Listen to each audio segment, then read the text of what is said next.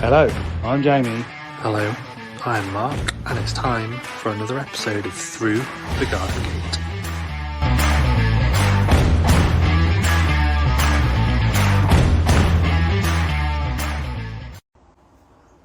Good evening, ladies and gentlemen, boys and girls, and everything in between.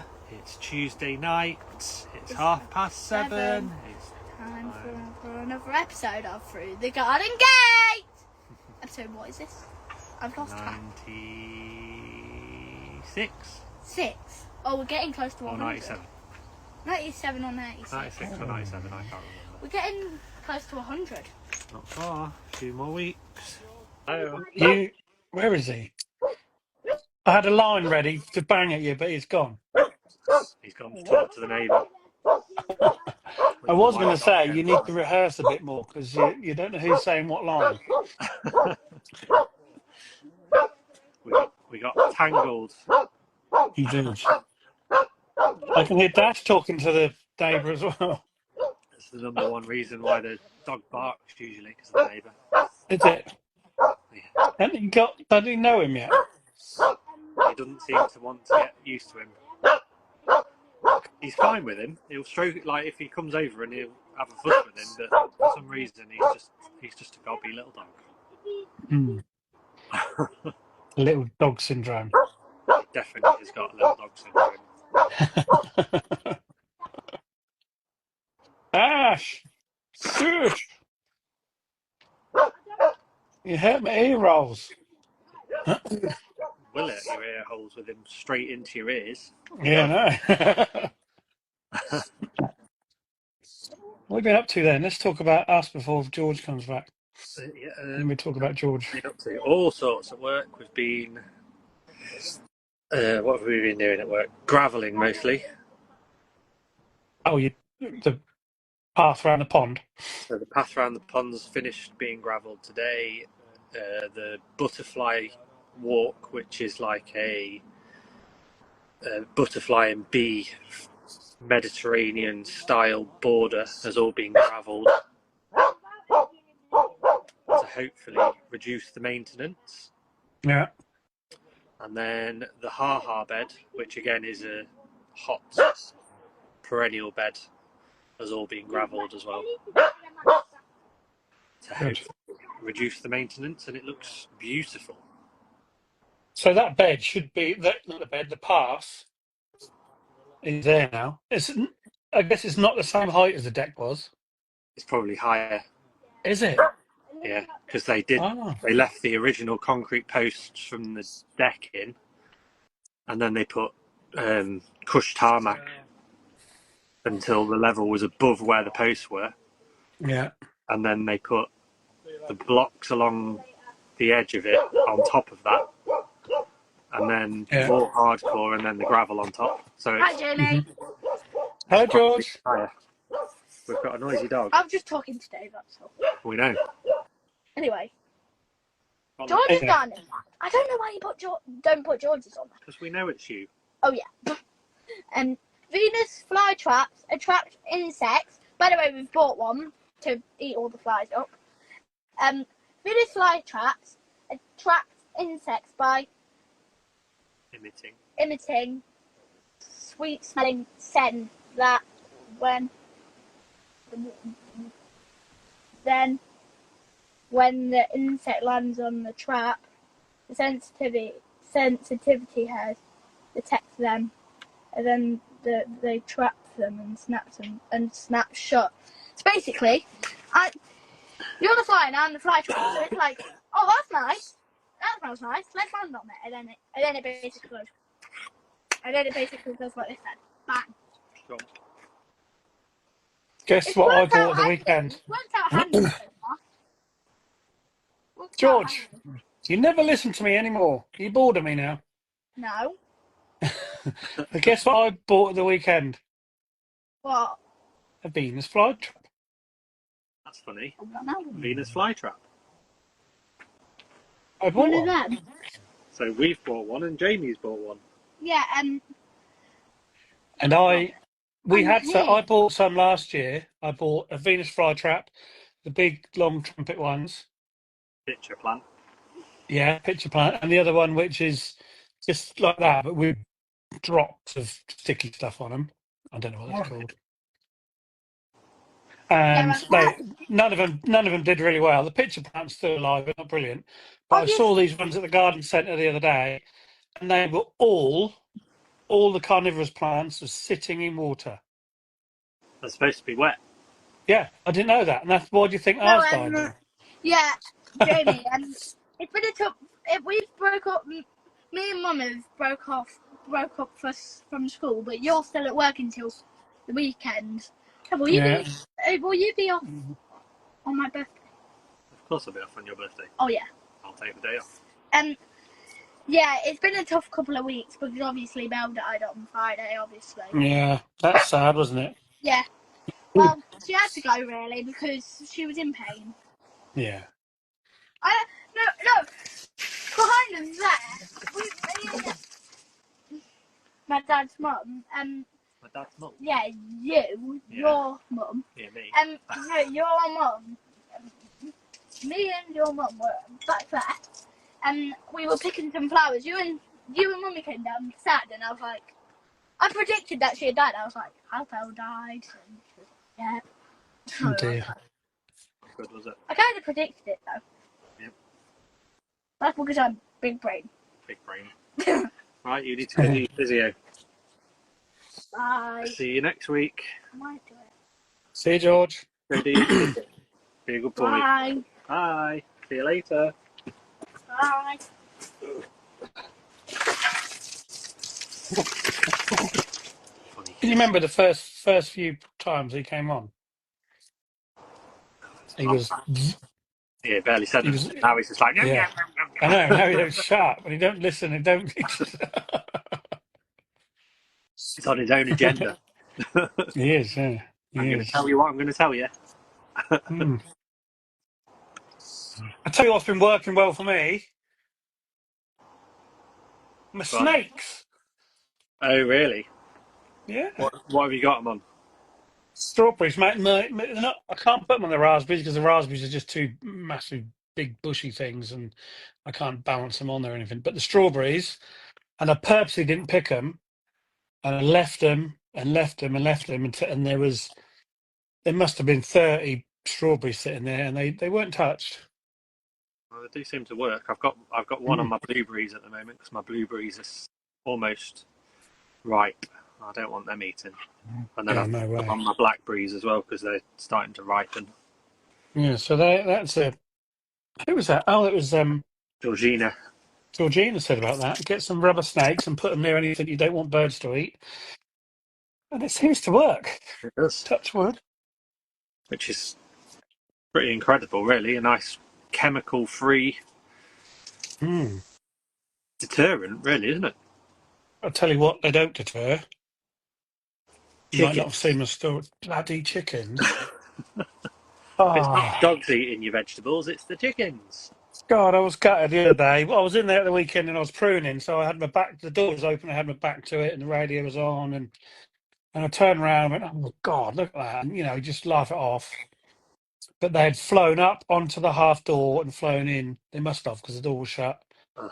and just chewed every half decent red one at bloody beak height. So you can't even. You'd have to have the whole door shut to stop them getting in, if they can fly over Yeah. the half door. Yeah. I was gutted, especially my first Crushed them up, crushed heart. crushed heart was ready for tomorrow morning's breakfast, and they bloody pecked it. I'm going to have it. I'm going to have a couple of slices off the other side. Going to hurt it. Made a right mess of them. Oh, they just munch them. They love them. Absolutely love them. That's one downside to where you've got your polytunnel, because it's not properly in your veg garden, is it? No. On the outside. No. Where did you get the snakes from?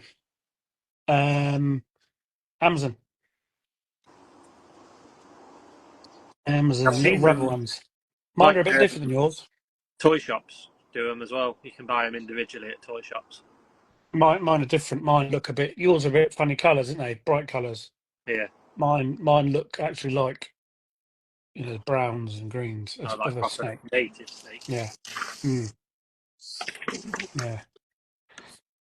Yeah. So they work. I don't know how picky birds are.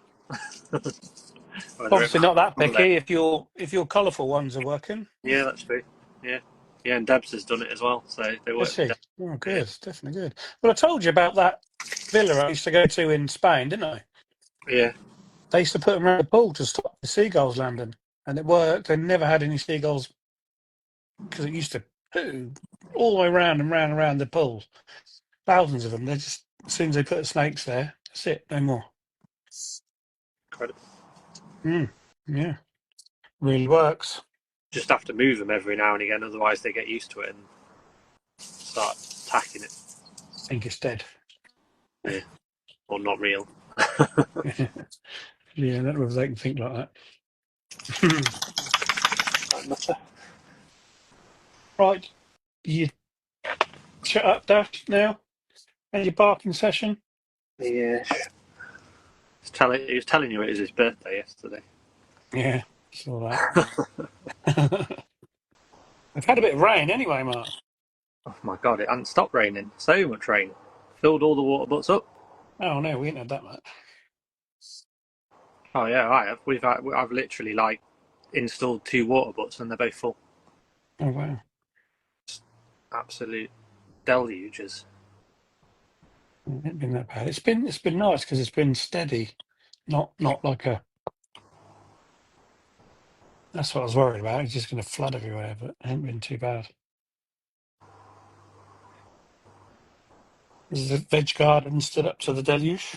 Yeah, seems to have done. Everything's just going crazy now because we've had so much rain. And it's like, oh my Mm. god, rain, not tap water.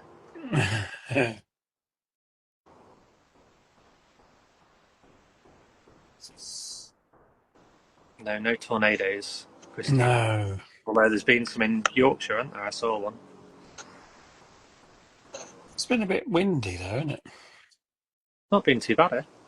Not today. It's nothing. I'm looking out the window now. It just keeps raining on and off. That's why I ain't sitting outside.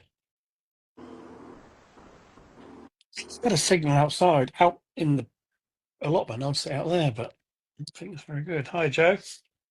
So this evening we have the oracle of all things herbs, so much so that he has written a book all about them. He also has his own podcast called Growing Up Podcast, and in his spare time he runs a company called Urban Herbs. He has appeared on James Martin's Saturday Morning on ITV, Mm. and he thinks anyone can grow their own food. It's Andy Perry at Andy Grows Food or at Urban Herbs UK. Yay! We did it. Oh my God. Is that real? Are Yeah, we live? we are live. Well, guys, can I share with you a little bit of comedy?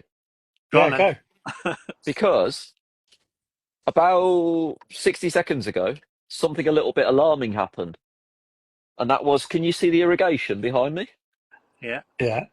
That started going off because it's automated to go off at 8 p.m. every evening. Oh no. Yeah.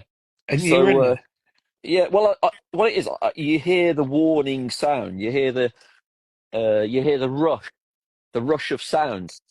And then it kind of, you get about 10 seconds warning. So I had to run and get the controller. But I'll You tell get a you the truth, shower. it's actually quite nice, to be honest with you. Um, but it's all on timer. Do you know what I mean? It's all on a Bluetooth. So, Right. um, I bet I know what you were doing a couple of weeks ago when it was 30 degrees and yeah. probably 45 in there. Do you know what? I make no secret of it. I'm like the Daniel Craig of horticulture. I come walking out of the polytunnel like, you know that scene in Casino Royale when he comes out of the sea with all his In your little muscles blue glistening? trunk. Yeah, yeah. Well, actually, that's for the Urban Herbs calendar, to be fair. Oh, cool. I mean, I'll be honest with you. I'm the only one in it so far. But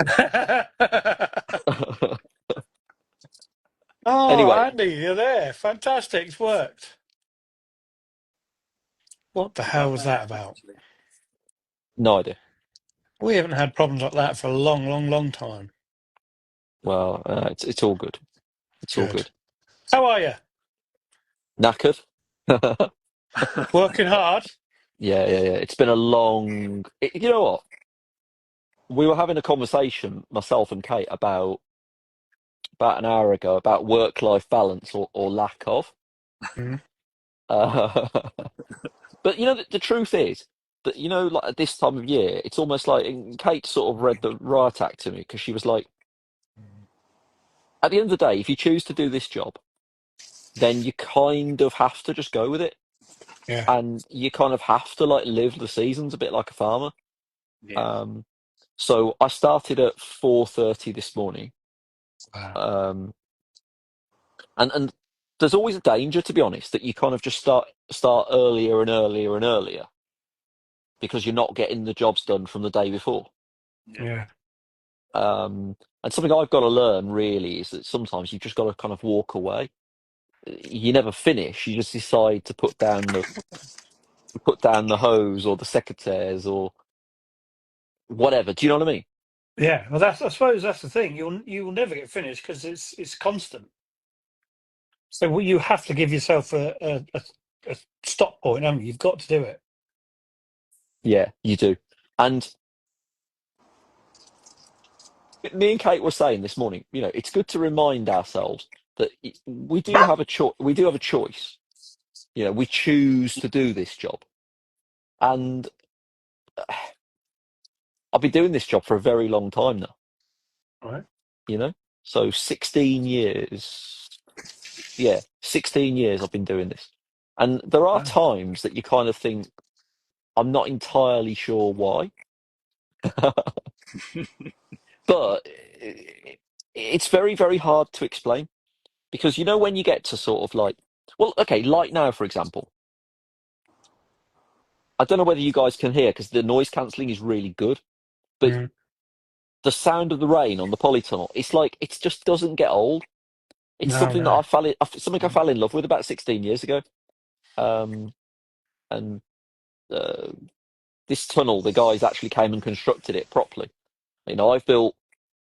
I've built a few tunnels, and this one was actually constructed properly by the construction team, and the Hmm. difference it makes is unbelievable.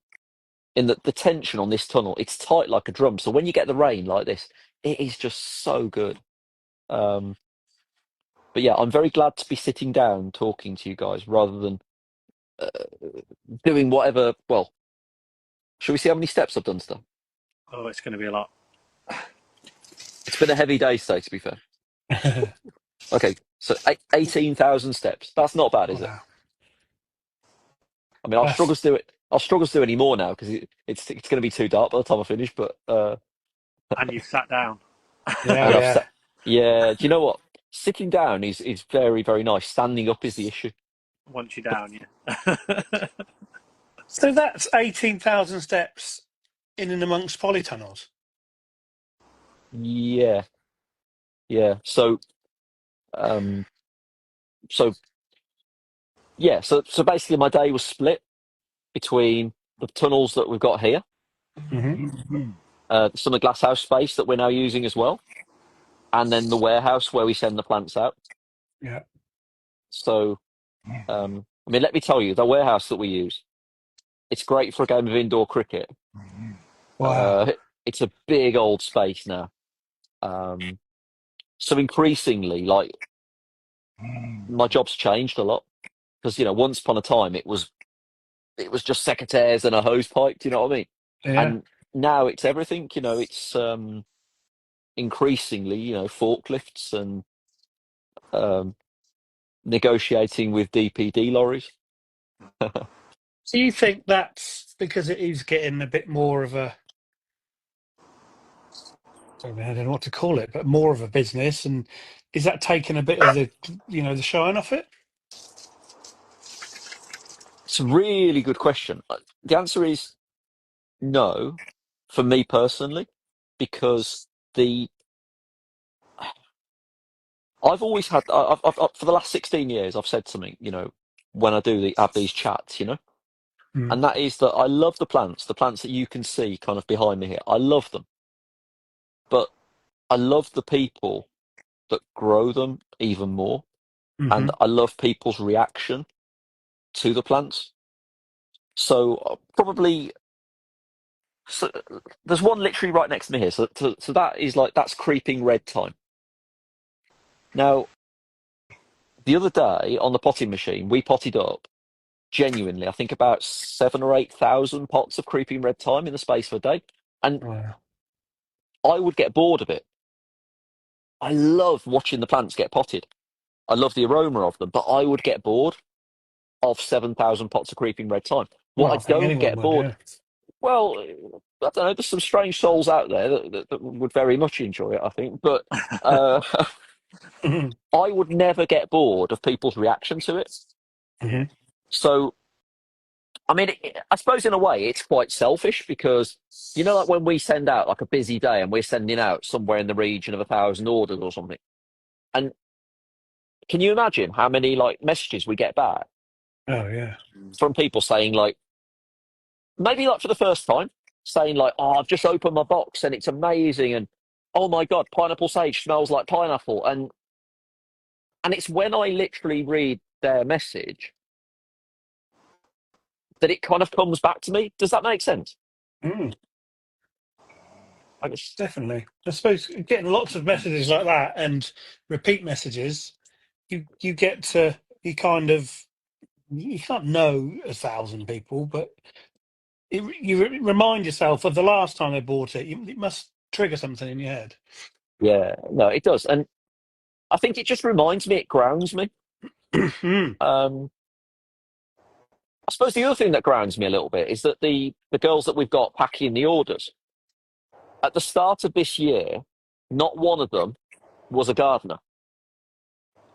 Not one of them had had any experience with these plants.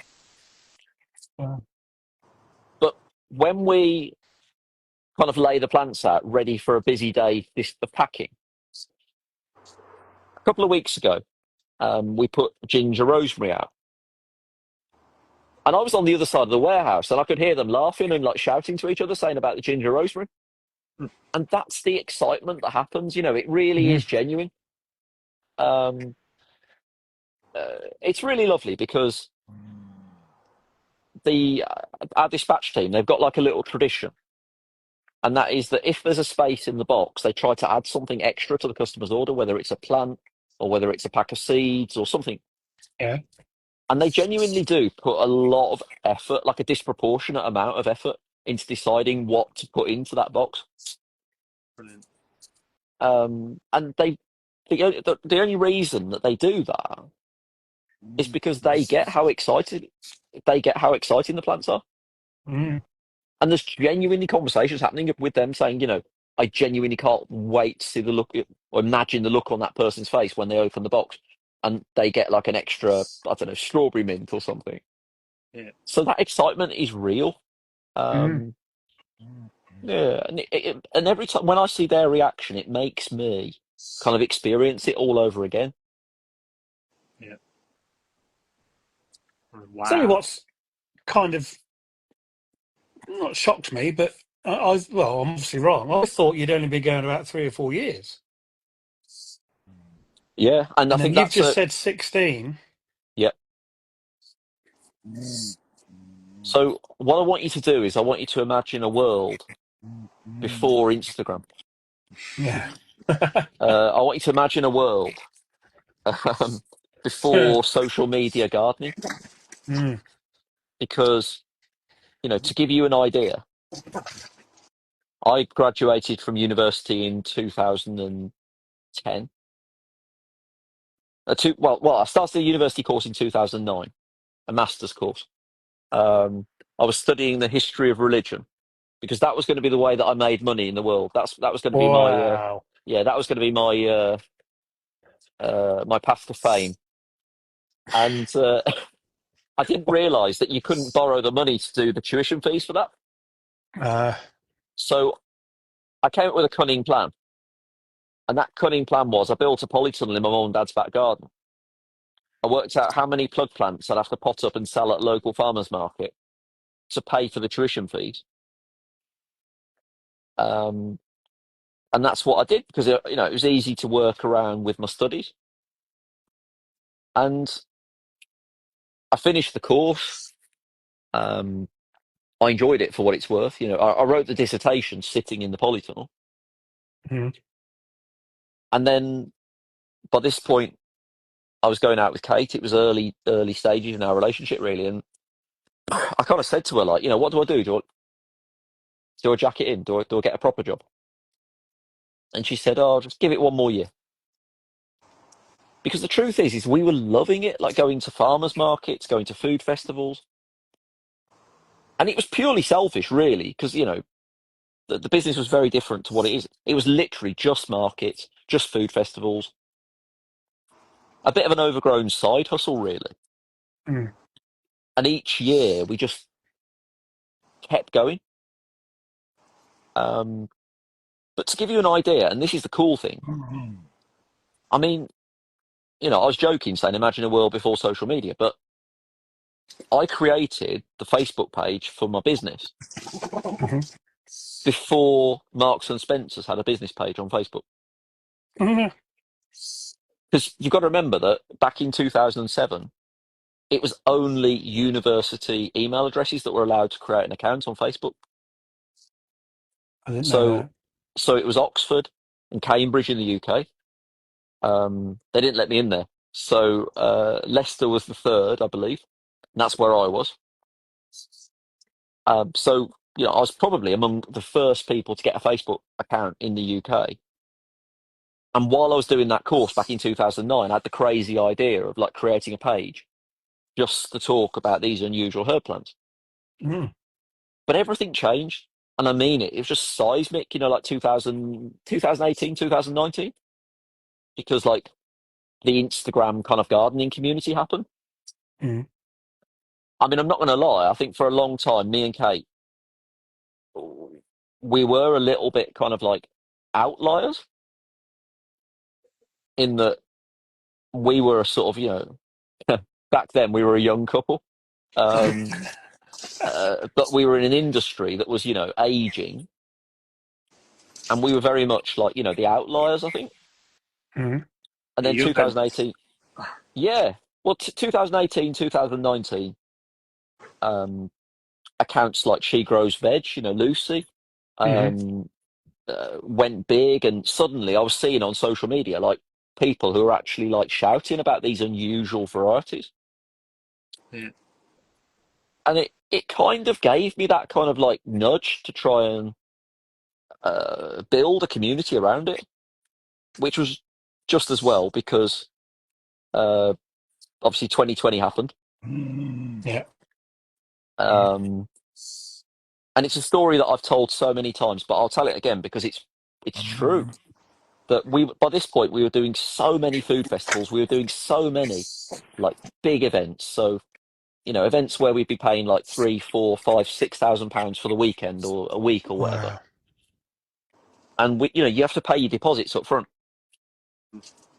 And by the time Boris got off TV in March 2020, we were minus, well, it's a minimum of 10,000 quid, like conservatively, because we just knew those deposits were gone. Yeah. And I remember vividly, my mother-in-law phoned me before Boris got off TV because you could see where it was going. Yeah. And she phoned me and she said, "Look, she went, how much trouble are you in? Like how much do you need me to give to transfer just to balance things?" Mm. He said, "Would 5 grand help?" And I said, honestly, I said, "Thank you," but it wouldn't even touch the site. Mm. I mean, we couldn't even afford the skip to chuck all the plants away. Do you, and in the space of 1 week, we built a website. We worked out how to send plants in the post. And weirdly, it was in this tunnel that we were standing with. We rigged up, you can on Shopify and these shops, you can rig up a little sound effect when you get an order. Yeah. Oh yeah. It makes like a ka-ching. Mm. And I linked it to a Bluetooth speaker in the polytunnel. And we launched it, on social media during lockdown. And I turned around to Kate and I said, like, oh, how funny would it be if we got a couple of orders and we wouldn't have any idea how to pack them? And I'd say after about a minute, obviously I'd left the volume on max, so it was like ka-ching. And after about 5 minutes, I had to turn the speaker off because it was just going like ka-ching, ka-ching, ka-ching, ka-ching, ka-ching. And we were kind of like celebrating, and then we were like, ah, um, how are we going to do this? So basically, for all of 2020, everybody's got different memories of lockdown, but my memory is literally just standing in our kind of, we've got an enormous garage unit, literally just packing orders. I started listening to Simon Sharma's History of Britain, and I started packing orders in 3000 BC. And but by the time I got through half of them, I think we were World War Two was happening.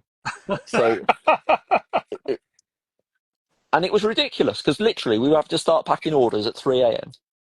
in order to kind of be ready for the first DPD collection. And our neighbours must have thought, what is going on? In that, like DPD lorries were turning up outside, and we were putting the orders on pallets. Oh my God. Um, so for me, like social media, kind of it changed everything. Yeah. Sounds like Um, lockdown was, obviously that was rubbish for a lot of people, but for you two, it was awesome.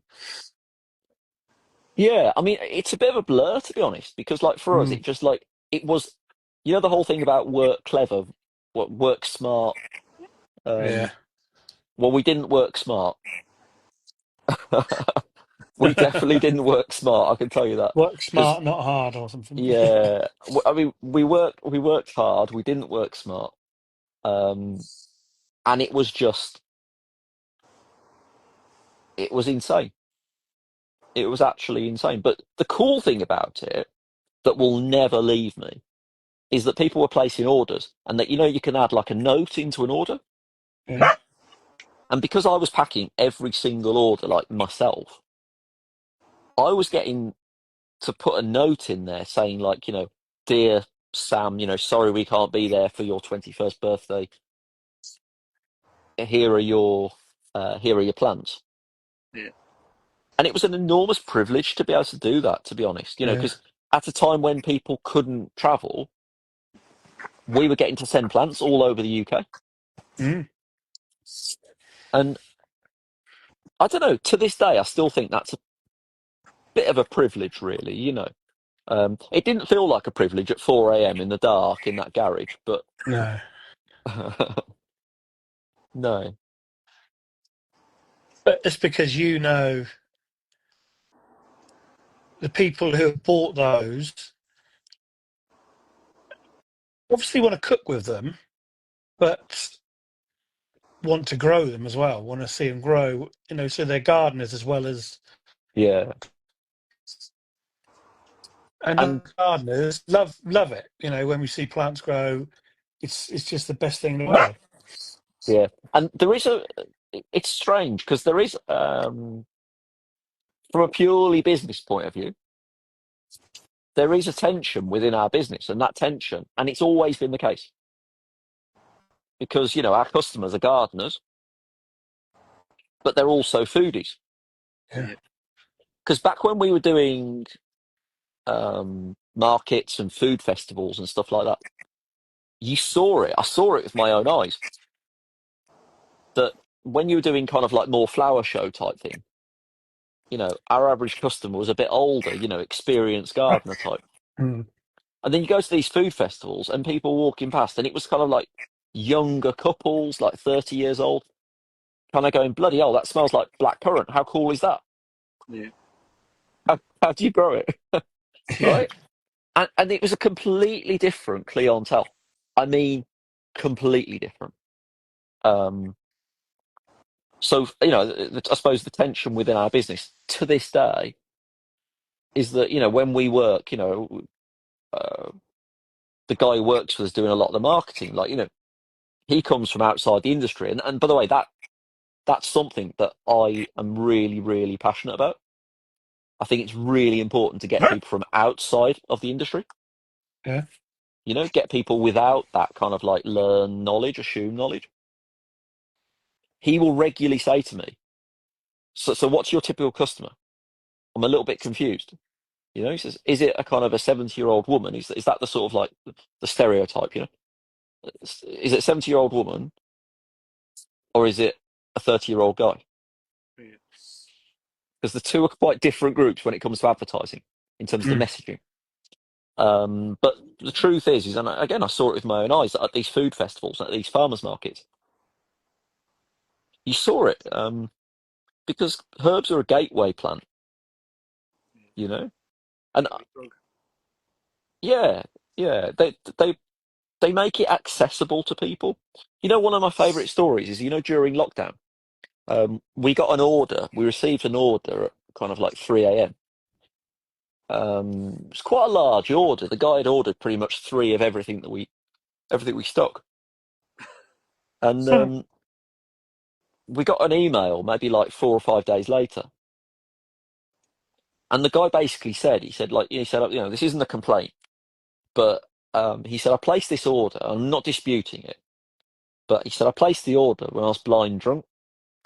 You know, he said I thought, like, you know, blackcurrant sage, chocolate mint just sounded funny.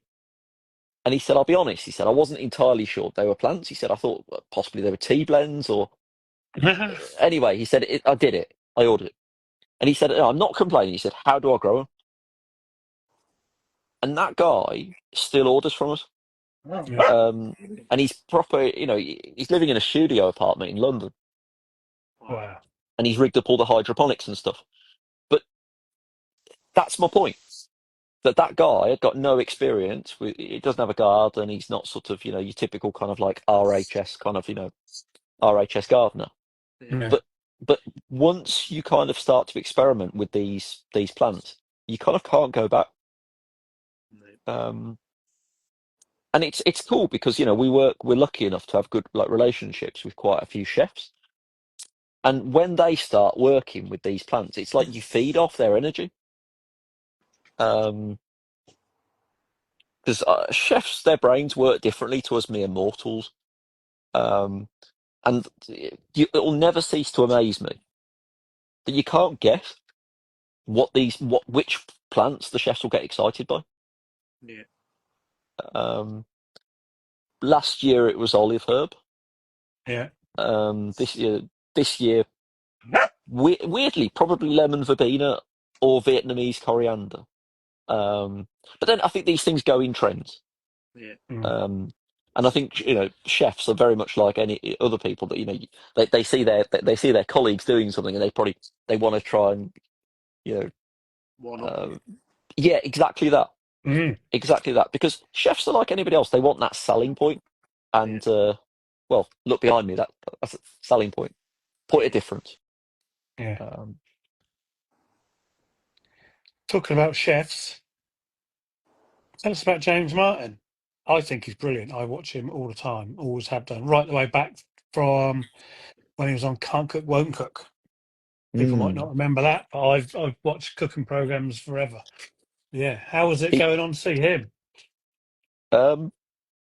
well, I can't, personally, I can't, I can't sort of thank him enough, really, because um, a lot of his ethos, and I don't actually know how much this comes across, really, but a lot of his ethos is about kind of supporting like smaller businesses. Yeah. He has a different one on every week, doesn't he?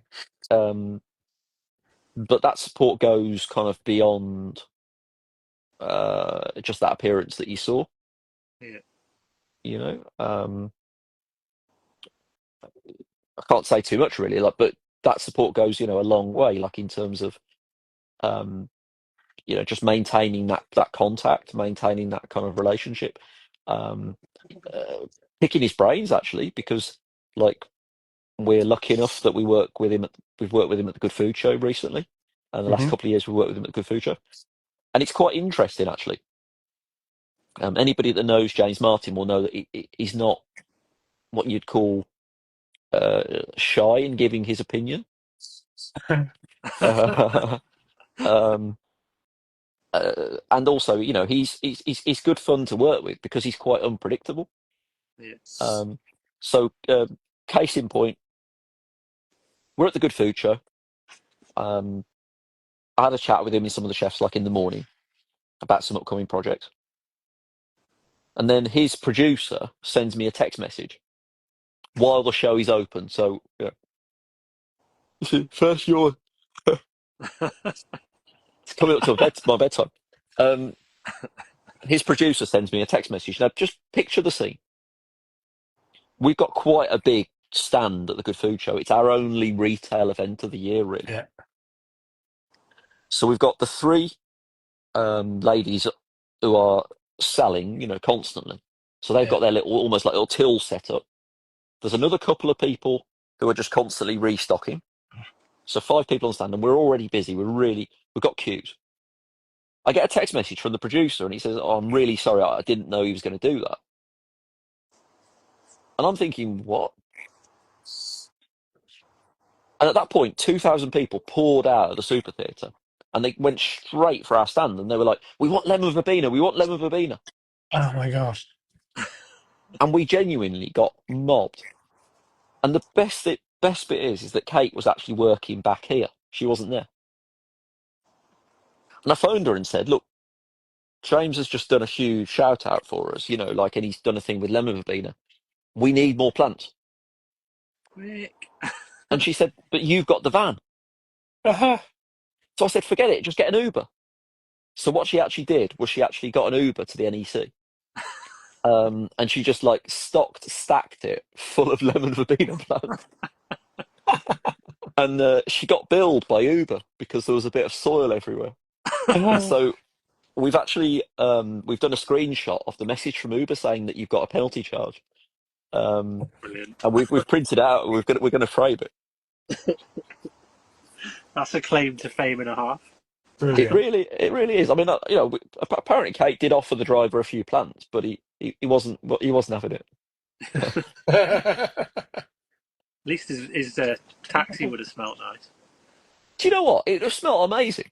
Yeah, it'd have been lovely. Lemon Um, verbena is amazing. it really is. And Mm. I mean, let me tell you, um, this job, right? This job has got uh, sort of long days, hard days. Today was one of them. Um, but something that is not hard work, something that is not hard at all, is standing backstage with a load of chefs that you guys would have heard of, literally just eating all of the stuff that they've just spent the day making. Like, gratuitously, like it's kind of like, it's gonna go, it's just been made for demos, Yeah, yeah, yeah. Um, It'd be rude not to, really, wouldn't it? it would. I mean, it actually caused one of the largest arguments that me and Kate have ever had. Yeah. That a year ago, again, the stand was absolutely rammed. Like, we were probably going below the waterline a little bit. Like the queue was going out into the aisle, and it was just a bit messy. And I was backstage talking to these chefs, and it was like it was really cool, like for me, because to me, like some of these chefs, they're my heroes. They Yeah, really yeah. are.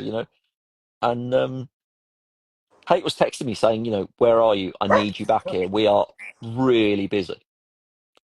And I text back saying, "Oh, just be a minute. I'm networking. I'm flat out here as well. I'm networking." And at that point, like a couple of the chefs had just made like posh fish finger sandwiches. Oh. So I was eating a few of them, and then I was eating these like prawns with a bit of chili, and I think there was there was an artisan beer to wash it down with. And I went back to the stand maybe about 90 minutes later, um, by which point it all calmed down.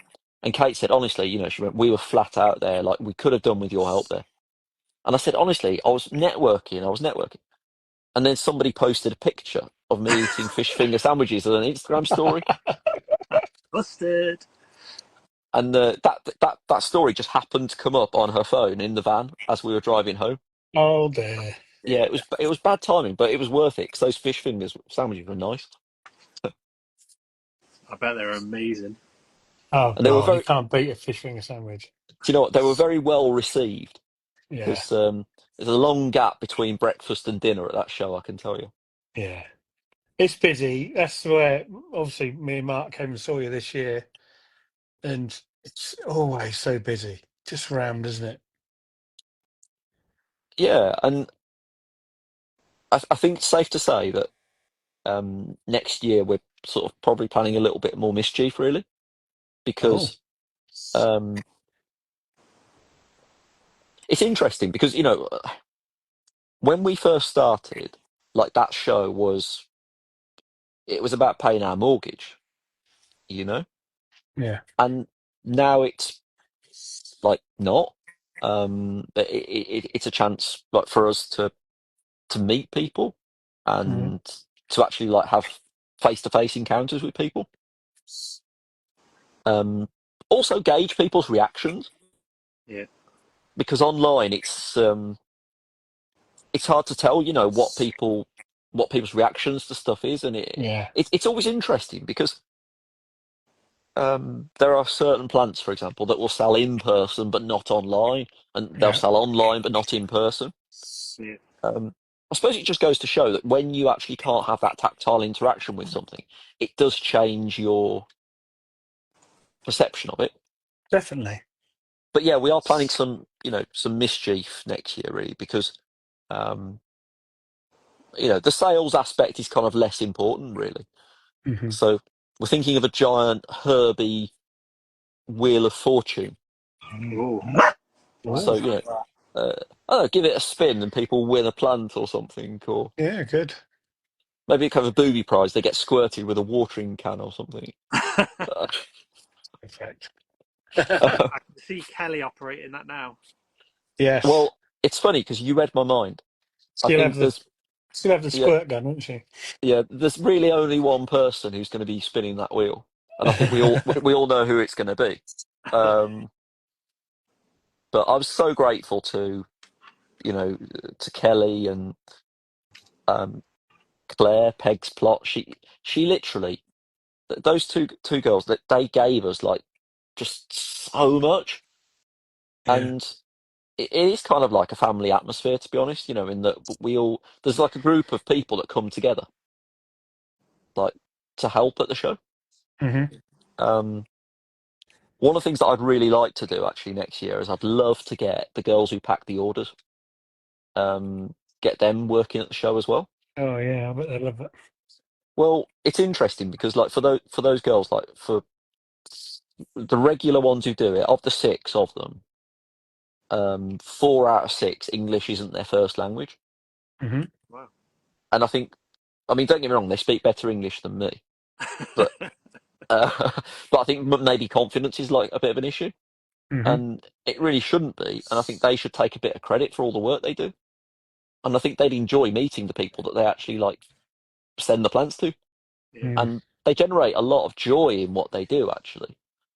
Um, so I'd like them to get their time in the spotlight as well. Um, I'm sure you can appreciate that I'm not well. I suppose on paper I'm supposed to be in charge, but I'm lucky enough to work with how many is it? Well, probably 7 and counting, like very domineering women um, and I'm the better for it, to be honest. Yeah. In that, and it goes both ways, to be honest, because it's about sort of pointing out rugby tackling some of my more outlandish ideas, maybe. Hmm. Um, there's quite a few of those ideas that actually didn't get rugby tackled over the years. Would you guys like to know the Hall of Fame of Urban Herb's ideas that didn't quite make it? Go Go on then. for it. I thought it would be a great idea to get mugs printed with "I grew this mint tea." Right. Um, Fair to say, I probably should have like market tested it to see if there was any appetite for these mugs. Um, so to this day, we've still got a pallet and a half of these mugs. So my initial order was, I think, about 900 mugs, something like that. Oh dear. I also got a grand total of 2,000 t-shirts made with Herb Geek on them. Um, so I think we got 300 made in small, 300 medium, 300 large. And when we last did a stock take, we had 298 of each size left. Oh dear. And the two that we actually got rid of in the large was just because we had a major spillage in the kitchen. Dried herbs, that was another one. Oh. So we thought we'd do a little sideline, and I bought an industrial dehydrator, Hmm. and all through the season, we were clipping back the herb plants and we were drying them and decanting them into glass jars, and it was as a little Christmas present. Yeah. And I thought, what could be better than dried herbs? Than Sounds dried good. herbs? Well, it does sound good, and it turned out not to be a financial success, but the probably the more costly element of it is I thought about combining them with chilies. Your other Hmm. So we grew some Carolina Reapers and some Nagas, and we dried them, put them in the dehydrator, ground them down. And if you've ever done this, so if you've ever dried a chili and put it into one of those little coffee grinders where you grind it down, Yeah. it basically becomes airborne. Yeah. Um, I remember that basically for various health and safety regulations, my mum and dad's house, um, until recently, my mum and dad lived in it was a beautiful Edwardian vicarage. So it had an enormous kitchen, which was the kitchen that we had designated as being our approved health and safety inspected kitchen. Yeah. And so I was processing the chilies over there, primarily because I didn't want our house to be contaminated. And my mum was helping me with this. She was, because she's still involved with Urban Herbs. You know, she's semi-retired, but she still works with us. And it got to the stage that me and my mum were wearing, you know, those plastic, reusable plastic overalls that, you know, like crime scene investigation people Yeah. wear for Yeah. yeah. forensics. So you put that over, and then you have goggles and you have a respirator No because it was, way. yeah. Because honest to God, if you've ever worked like with a kilo of Naga chili powder, it's absolutely lethal. Deadly. And we'd Bit done like. such a good job. We kept it all, you know, biosecure. But a tiny couple of particles must have got onto my finger. And I had this really strict routine that I'd take off these overalls, they'd go in the washing machine, the respirator would come off, the gloves would come off, and I went to the bathroom to have a shower. And I wear contact lenses. Oh wow. So I've taken out one lens, and if you've ever burned yourself with hot chili, you'll know that there's a delay before you feel the sting. Yeah. So I've taken out this one, put it in the tub, taken out this one. The left eye has started to swell up big time, and it fully closed.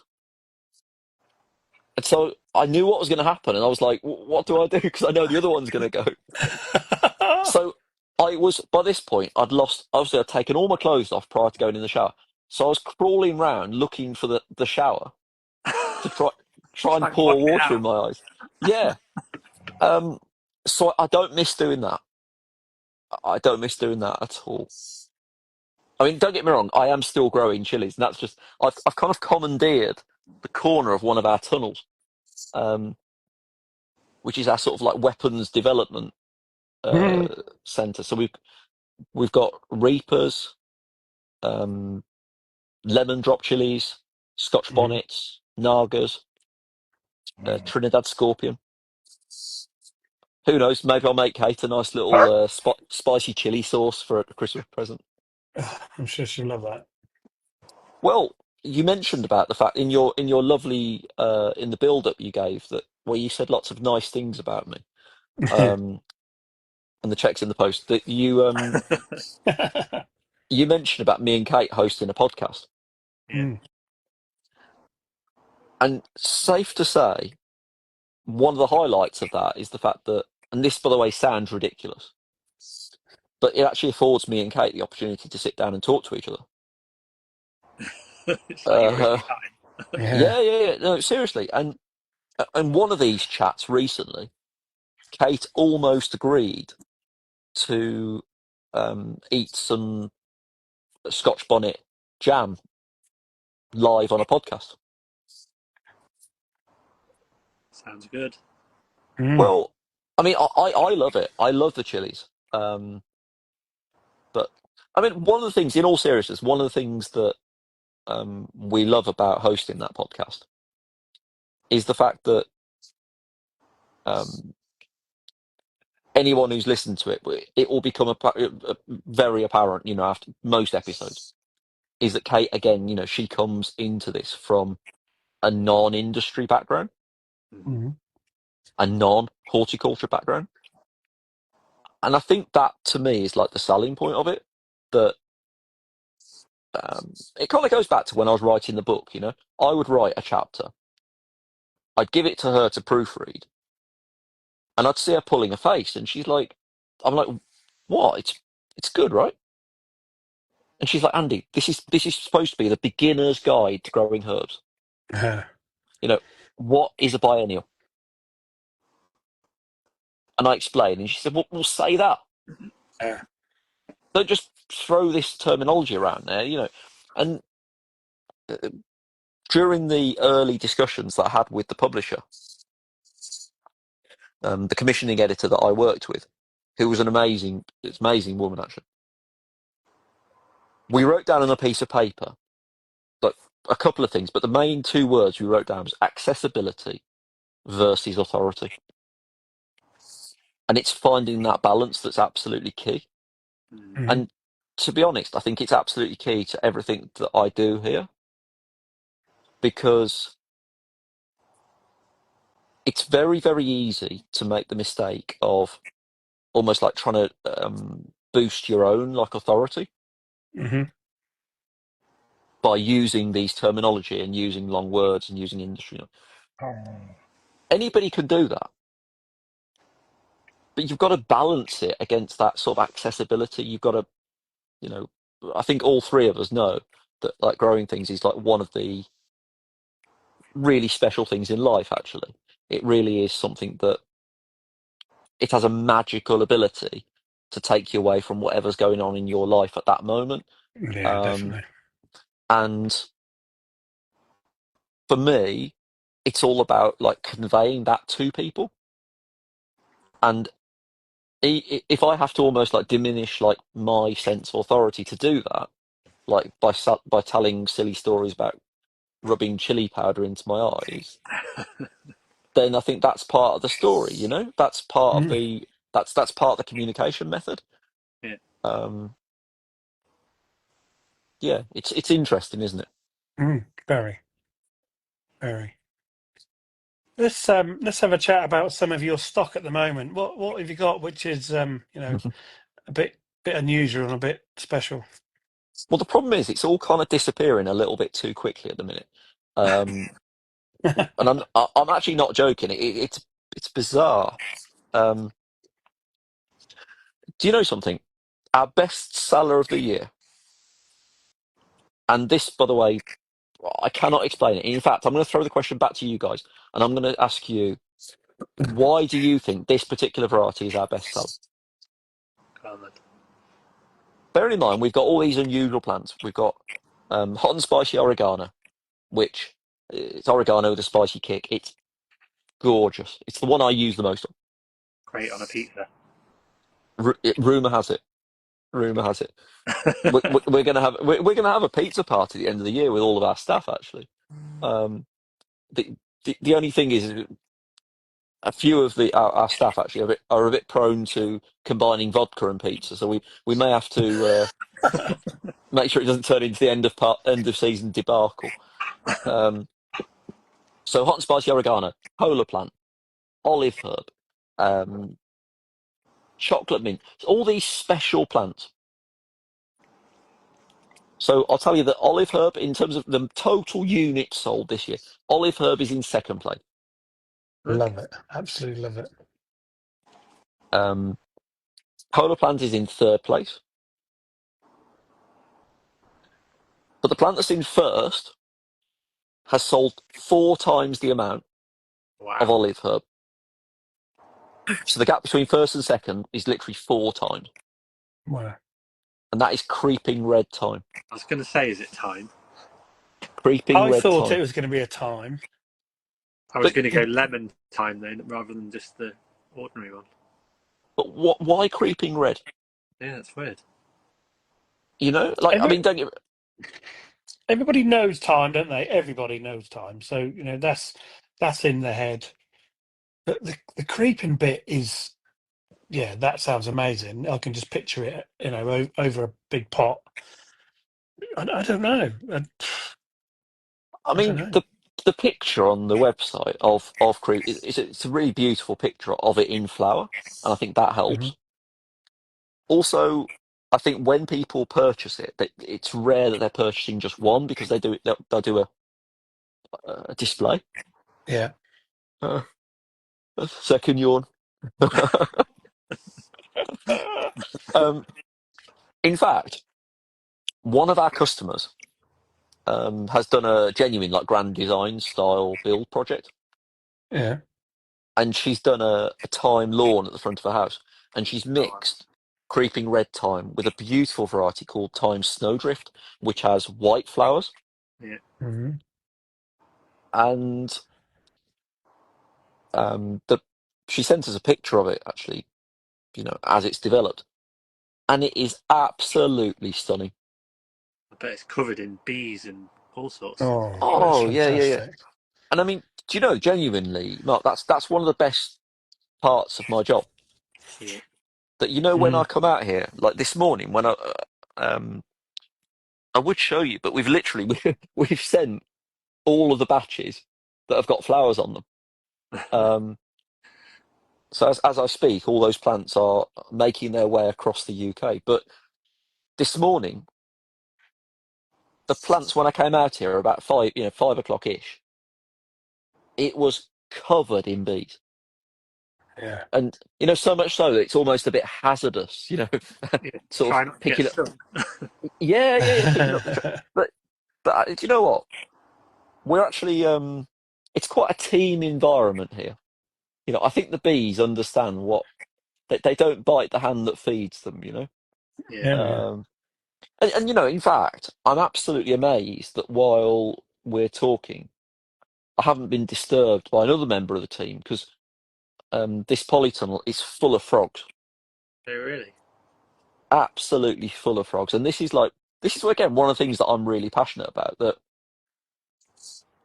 basically where the plastic overlaps between the two tunnels, each year, basically that turns into a river, so you always have water in there. Hmm. Yeah, Um, and a family of frogs return there every single year and lay frog spawn. So by the time you get to her, and they lay it early as well. Why I don't know, but very early. And so in early spring, these tunnels are full of frogs, and it's brilliant. It's perfect for us because they're our G4S. yeah, Oh, You know, yeah. they take out all the because obviously the frogs they'll eat the little the tiny little slugs, the little baby Yeah. Yeah. slugs. They love fungus gnats, absolutely love the fungus gnats, and it's one of the things that I'm really passionate about. Actually, I've started talking to a few kind of slightly younger growers. That I mean, when people talk to me about like controlling pests and stuff like that, it's so easy to take that shortcut and kind of go, oh, like I've got a problem, fix it. yeah. Do you know what I mean? Mm. Because like let's say you got an infestation of fungus gnats or something. It's so tempting to be like you could spray it or do a chemical solution, Yeah. but it's also kind of incredibly short-sighted because you're only controlling that stage of the life cycle. Yeah. Hmm. Whereas if you have like a biological control, in our case, our frog G4S security, like that's like a living solution. That's going to control every stage of the life process of the life cycle. Yeah. Mm. But if I was to like take that shortcut and spray something harmful, then I could potentially be killing the G4S guys. So, um, it's something I'm really passionate about. Um, But that you've being got a said, balance. say that again. Sorry. You've got a balance because you've got something to control it. You've provided it with the food, So if you didn't have the food, you wouldn't have the frogs. Yeah, I mean, don't get me wrong, they do scare me a lot when like 'cause I mean, Boing. Oh no, but God. it looks nice. It genuinely looks really nice out here, like now, summer evening. Um, but if you can imagine, like in spring, because I'll work with a head torch, like early in the morning, Yeah. Yeah. and you come out here and it's like Blair Witch Project. You come out here in the morning, like it's properly scary. You pick up a tray, and like 4 or 5 frogs jump out. Oh Um, God. and That would make me die. but you know that obviously frogs, their back legs are very, very strong. Yeah. And several occasions, one of them has jumped like against me and literally slapped me in the face, like giving me a proper like drop kick in the face. But yeah, I'm sorry, I'm not sure if that answered your question or not. I've gone on a bit of a frog related tangent. Do you know why the red trailing mint is the Time. most popular then? Time, sorry. The answer is no. Mm, Um, I think it's because people buy it in multiples, Yeah. yeah. so Looks it's lovely, cheap. doesn't it? That's the thing. Yeah, it's cheating a little bit, and but then again, um, something that we're like talking about a lot at the minute is it's quite an interesting concept, really. It's the idea that actually, with us, with what we do, you actually get 2 busy periods in the year. Mm, So you get the traditional kind of rush in spring, and then there's like a bit of a. I mean, we carry on, but there's like a bit of a lull around June and early July mm, because there's so many alternatives to herbs at that time. Like you can get, you got the seasonal bedding plants, you've got the veg, and then around this time of year, we just get super busy again, and that carries on until around September. The reason being is that there is a second herb season because so many of these herbs are hardy, yeah. and they fill a gap. I mean, one of the things that I'm passionate about in general is that, like, if you listen to, like, if you've got like Charles Dowding's calendar, you'll see the importance of that second sowing. Do you know Mm, what I mean? Yeah. mm, Um, I'm actually a member of a local allotment, a no dig allotment, and I was talking to one of the people there who it's their first year growing, and they'd had a couple of failures, in the hot weather. Yeah. yeah. And I said, "So what are you going to do next?" And she said, she went, "There's no point now, really. I'll probably wait till next year." And What? I was like, but I think that's a very, very common kind of Yeah. almost like perception. Yeah. That People think you can't sow anything. yeah, there's a kind of like I think you've got to read the seasons correctly.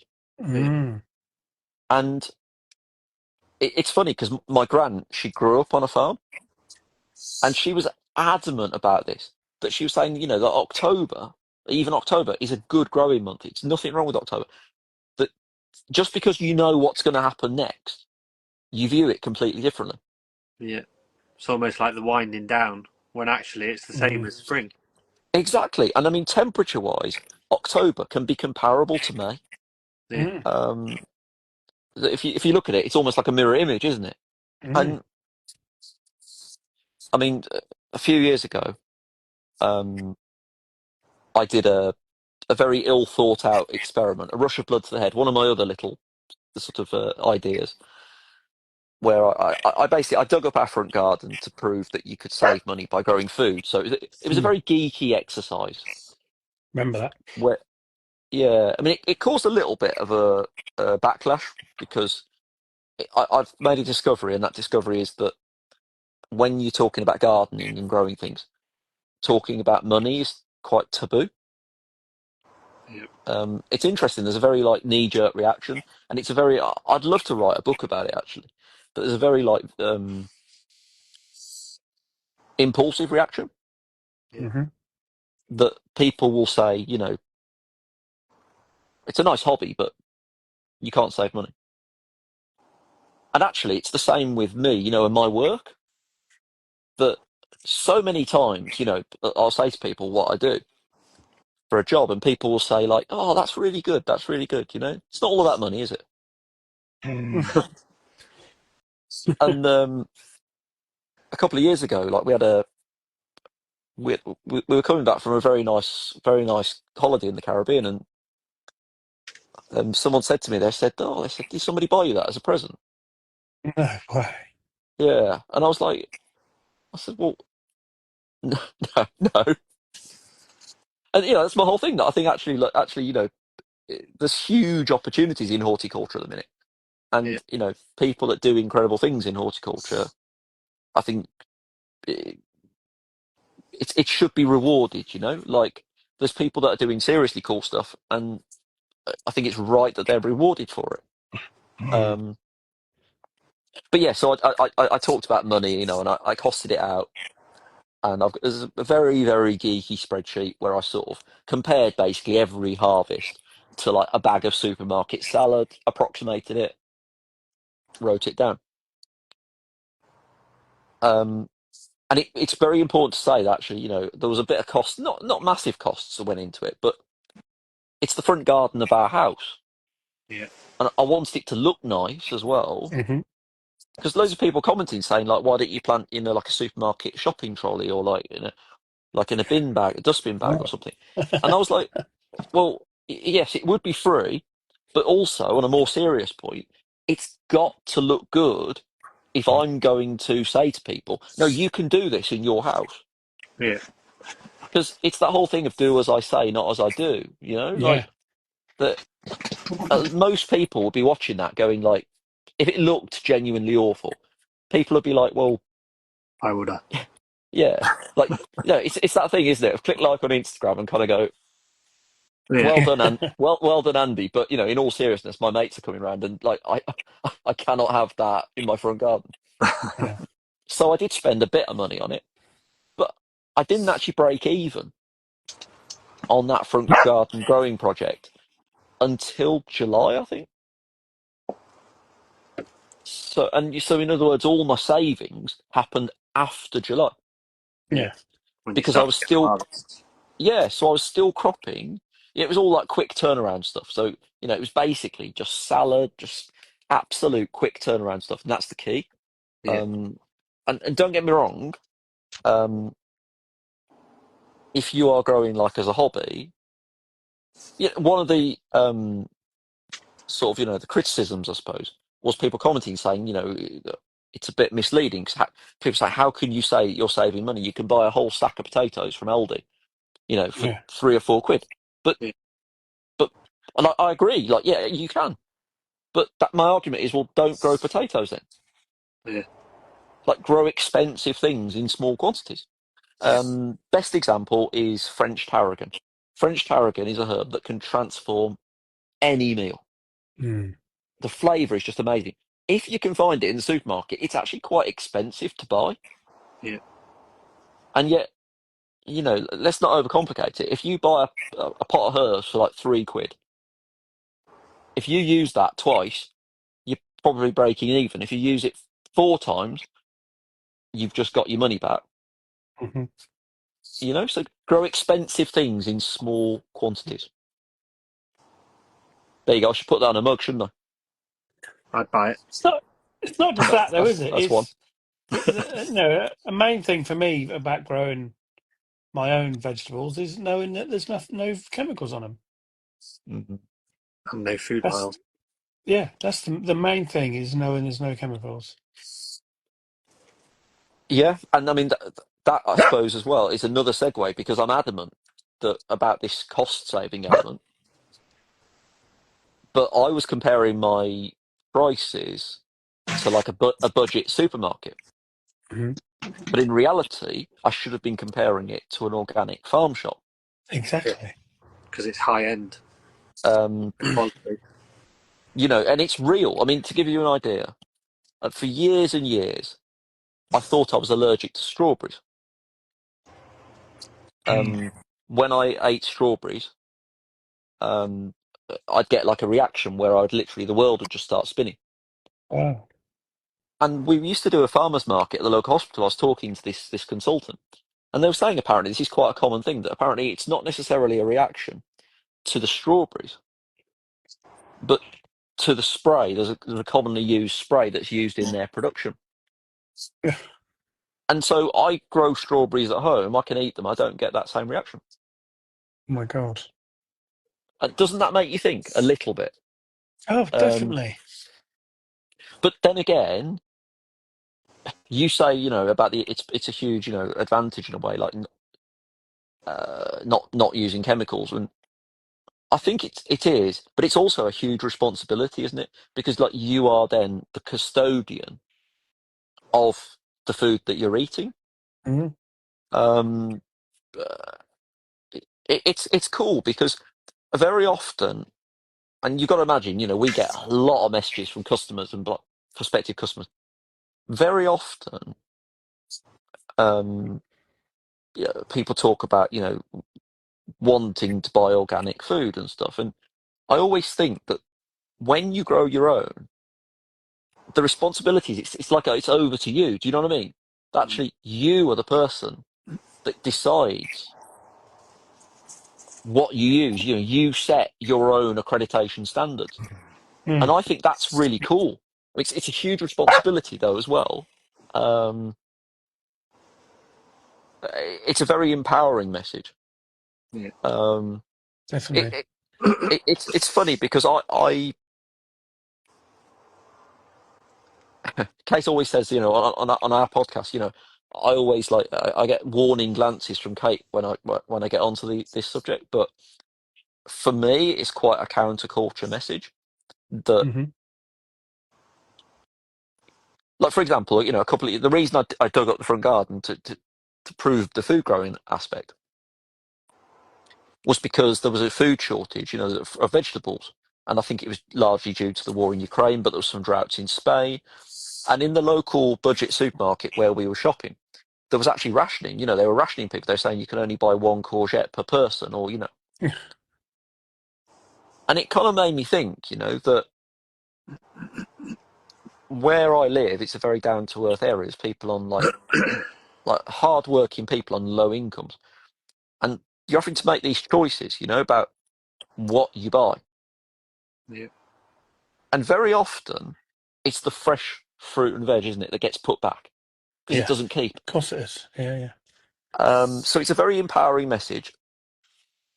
It's also very, very counterculture because it's going against a lot of the messaging that we are getting, Yeah. because we live in a very, very consumer world where um, it's not so much, I think, I suppose it's consumer, it goes all directions because, we're willing Mm. to sell somebody the dream, if you like.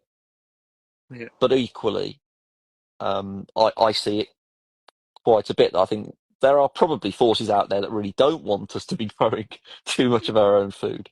Yeah. Um, for me, it's very, very empowering. Um, Yeah.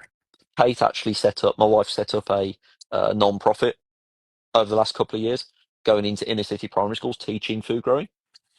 I love Wow. hearing her talk about that. Well, it's been a very, very humbling experience. Let's put it that way, Mm. because like Birmingham is a very, very sort of like metropolitan place. It's like very diverse, and in every aspect that you've got people have ended up there from different experiences, and one of the primary schools that Kate was working in, and until recently, they had the title of the most kids for whom English was not their first language. And some of these kids, they'd come from like war zones, they'd come from Syria, um, and what was cool is seeing the change that comes over them when they start to interact with food, when Hmm. they actually start to grow their own food. And there's this argument that actually, the simple act of actually like cultivating a small area of land, it gives you a kind of a base. Yeah. Hmm. It gives you I don't know what the right word is really, almost like a stake. That's Yeah. something that's constant in your life when everything else is changing. It's very Yeah. empowering. Um, and so that's been very, very cool. Very, very cool. Brilliant. quite conscious of the time, and I know you've been up for a long, long time, and you'll probably be up very early again in the morning. No, I've got a line tomorrow, 5:30. It's all right. Woo! Just tell us briefly how we look after our herb plants when they arrive to us, then, Andy, because I'm going to be putting an order in tomorrow. So, what I always say to people is it's about not treating the herbs as like one category, if you like. So divide them into categories, into little subcategories. So straight away, just divide the herbs into herbs that like sunshine, herbs that like shade, herbs that want to be free draining, and herbs that want to be a little bit wetter. And when it comes to growing, the magic of growing, the success of growing, is literally just matching the right plants with the right conditions. And then anything further than that, it's just going in then into nuances. Mm. And those are nuances that by and large, I think people will like naturally find out. Um, what I would say is that if you're planting herbs for this second herb season, so like at this time of year, there's so many hardy herbs that you can literally just plant in containers now. Grow on, take advantage of these really, really good growing conditions. So, get them now, put them into a bigger pot. So go out of a 9 centimeter pot into like a 3 litre pot, let's say. Grow it on, get it established before the winter. Um, and then when the winter comes, just focus really on drainage. Because the vast majority of herbs will not mind the cold. They will not like being soggy. Yeah. So try and use a good quality growing medium.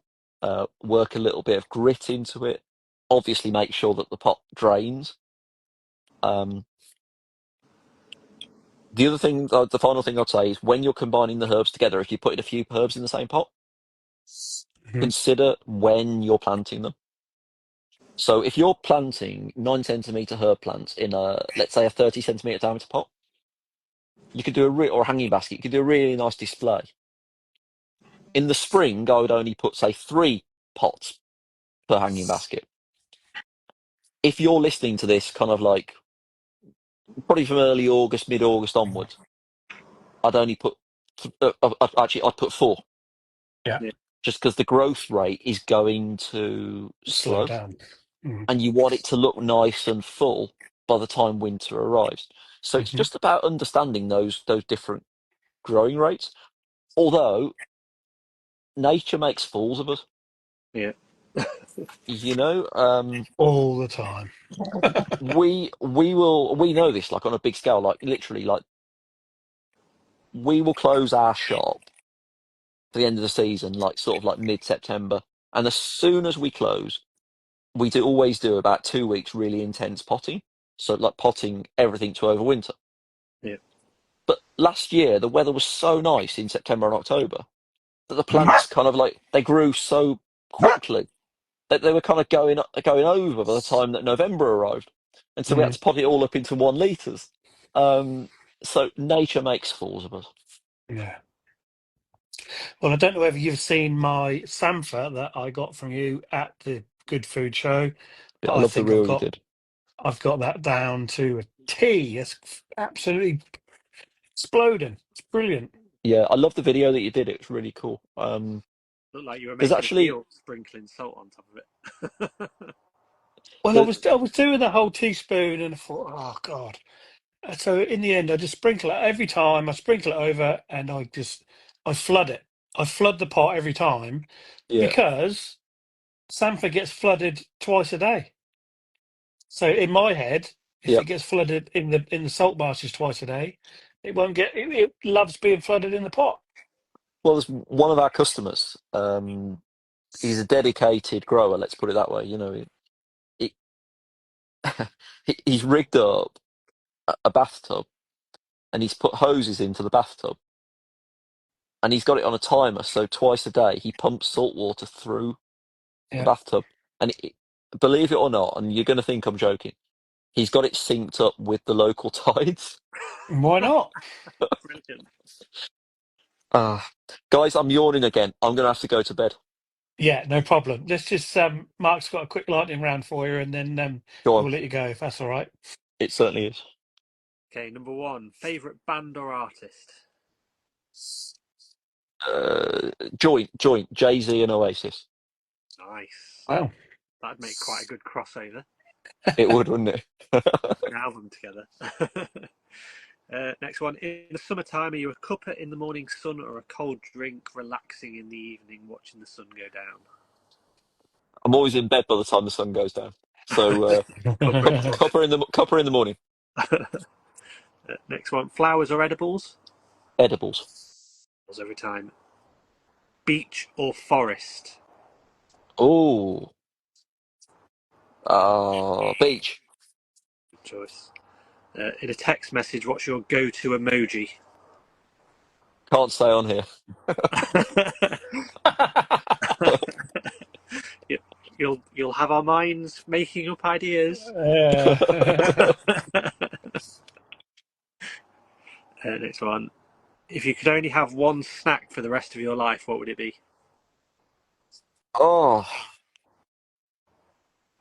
Oh, that's so difficult.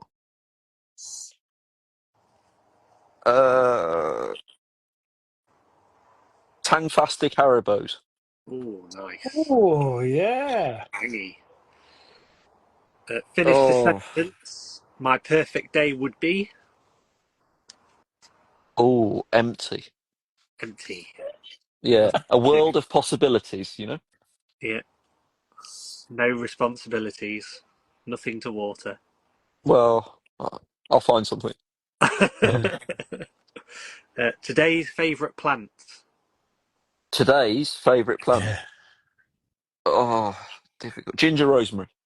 Nice. Oh, That sounds like I need to get that. That sounds like a good one. yeah, definitely does. Yeah. Favourite season Autumn.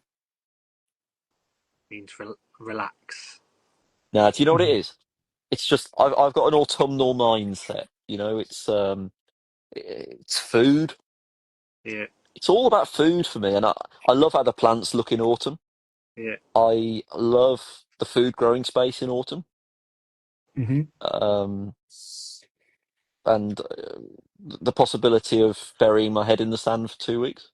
Sounds good. If you could make one thing disappear from your garden or the gardening world, what would it be? Chaos gardening, wildflower seed bombing. Seed bombs. Yeah, I know this is the problem, right? That You like lines? yeah. Kate, literally, she likes chaos gardening. She chucks stuff everywhere, and it does my head in. It actually does. Like, I swear to God, right? People think that we're playing up, but on our podcast, which we called the Growing Up podcast, like multiple meanings behind that, but I suppose it's me and her trying to grow up. And we Yeah. just end up squabbling because people think it's put on. It's really not. That we've got a tiny little section of our garden which we keep for ourselves. You know, it's us. Yeah. And I cannot understand. I live by the phrase. I live by if it's not Baroque, don't fix it. You know, like just straight lines. The beauty of straight lines, clipped hedging, and she'll just go and chuck seeds everywhere. Anyway, it's like therapy. This is. Go on, next. Go on, next one. I like this. Go on. Favorite weed? Oh, that's really difficult. I like a cheeky dandelion. Dandelions are good. Yeah. Really good. Or, like when poppies self-seed. Yeah. Mm. I don't mind a nice poppy. And you just get Yeah. Yeah. random colours and shapes and all sorts, don't you?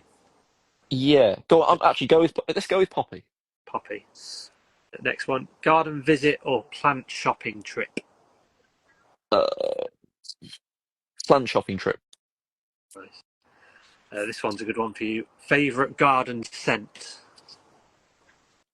Oh, lime mint. that is lush. You know, Wow. like it's just a fresh flavour, and it.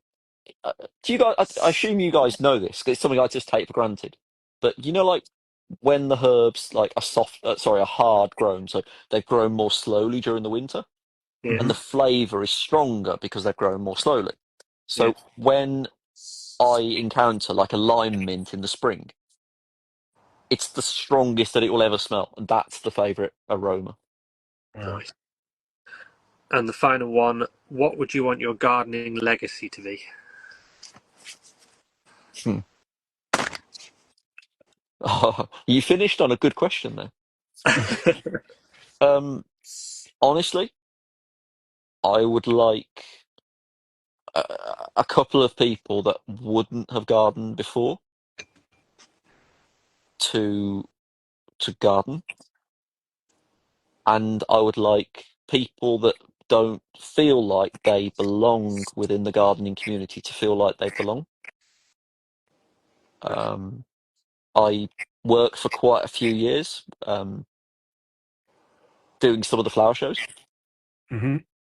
and the guys who were working for me kind of like represented like where we are from in Birmingham, Yeah, and we didn't see that necessarily being mirrored overall at the event. yeah, Yeah. So if I guess it's a big question, but I'd like my legacy to be like making people that are not. It's a lofty quote, right? It's a great Michelle Obama quote where she says, making everyone feel welcome at the table." It's not saying yeah. that you necessarily, you don't have to do anything special. You know, No, you just make people feel welcome at the table, make them yeah, feel Yeah. welcome at the potting bench. You know, yeah. Rather than Yeah. saying no, I'm too good for you. Clear off. Like yeah, Yeah. you've got to know that. Mm. yeah, yeah. What, don't you even know the Latin name for Yeah, that? It's funny because Brilliant. I've been, I don't know if I've put this on social media, but I've actually been banned from doing. I've actually got a yellow card and then I got a red card for doing Urban Herbs comms because like I don't know, there's certain things that I just go on the like not on the warpath, but I've got to remember that it's the face of the business, you know. yeah, Yeah. Uh, and there's certain things, like the meme of the guy that says you can't park there, mate, yeah, Yeah. and it's like the horticultural version is like, don't you know the Latin name for that? yeah. Yeah. And I mean, like, I totally haven't been making them up, like for comedy value, No. but no. Oh, Brilliant. brilliant. Well, Andy, thank you so much. Thanks for your All good, time. all Sorry good. for the hassle at the beginning. That's all right. I'm. Just, Wait, do you know just, something? This is actually a record for me. wow. This is the Late latest night. I've not. This is the latest I haven't been in bed for about 3 weeks, 4 weeks. Fantastic. Just tell everybody where we can come and buy your herbs then. Yeah, I mean, if you just type into Google "urban herbs," you will see us. You'll Um, pop up. yeah, read our stunning Google reviews if you're in doubt. Um, we're very lucky to have people that leave these lovely reviews, actually. Mm. Um, and if you want like a slightly different perspective, then search for Andy Grows Food on YouTube. Um, Comments. that's uh, yeah, it's a different vibe. It's like a more, I guess, like it's a more of a two-way kind of thing, which I really like. And that just shows some like behind the scenes stuff. Yeah, Um, um, and then failing that, search for us on Instagram, Urban Herbs UK, Yeah, where brilliant. we post daily. We try and sort of bring a little bit of colour to what we do on the website. Because I don't. It's important that it's not just e-commerce. In the traditional sense. yeah. Yeah, no, Definitely brilliant. comes across. Thank you. Well, that's good. But I hope so. Fantastic. Well, we'll let you get to bed. I'm on my way. Thanks Thanks, ever so Andy. much, mate. No. It's all good. Thank you, guys. See you later. Brilliant. See you later. See you later. Bye. Cheers, mate. Bye-bye.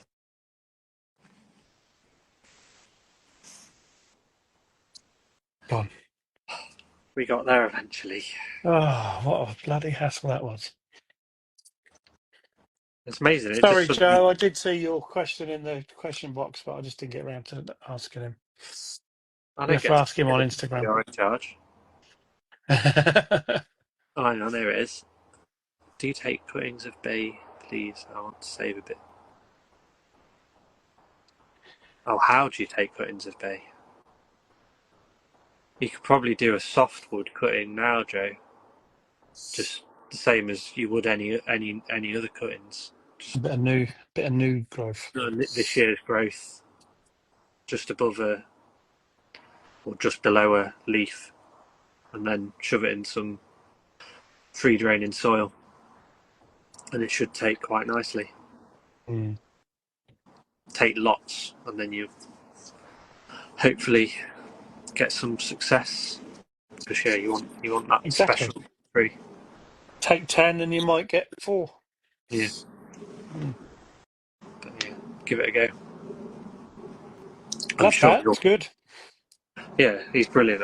He's one of those sort of OGs of Instagram that everybody knows, everybody follows, and he's always just wonderful with his advice and passion for it all.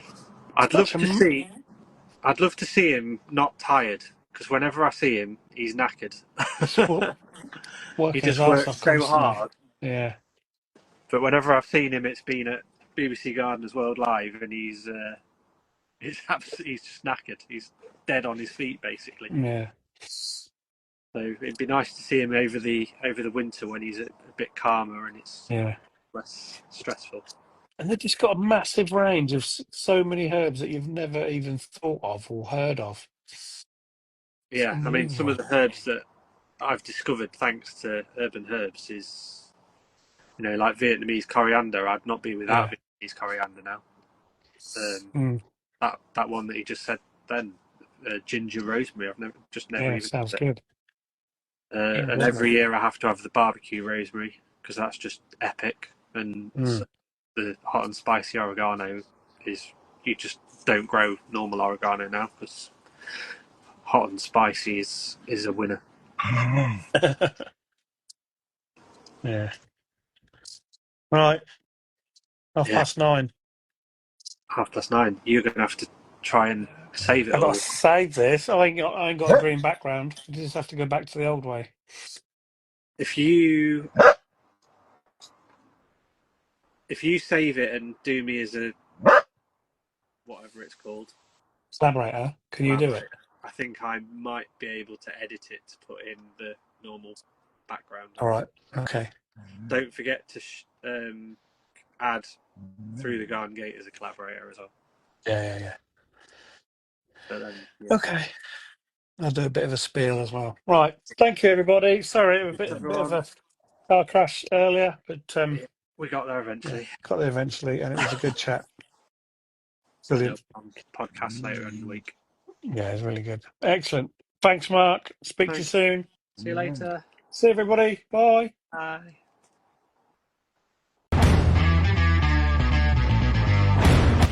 Thank you for listening to Through the Garden Gate.